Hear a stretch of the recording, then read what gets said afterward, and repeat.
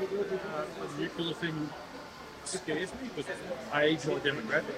So nuclear thing's sort of scary. The fact they're going to spend $500 billion because of something that I won't ever see because it's a 40-year bill.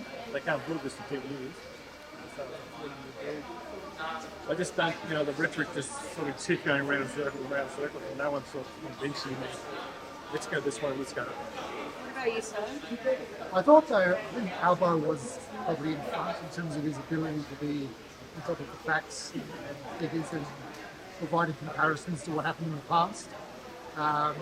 Probably a little bit more schmicker politician, But I think it was pretty close. I think Peter Dutton's nuclear policy to me is nuts.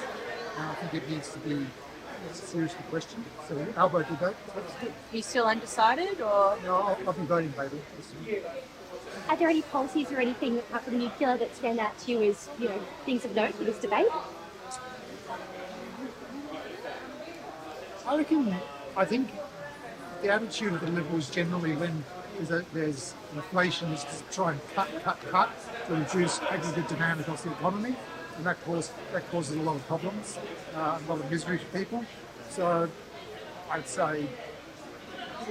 And again, I don't think either party is answering the question of the Australian public want to hear about education, hospitals. You just say the doctors are going to strike tomorrow for 3 days. There doesn't seem to be any guts to improving that for our kids and our grandkids.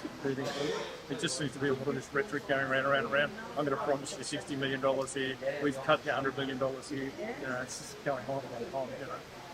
Make some promises and stick to it. There's also the question about no one wants to talk about is how are we going to fund our defence to make it a little bit more secure for us as a country. Yep. That hasn't been talked about. Not at all. No, No. That's the red herring whole thing.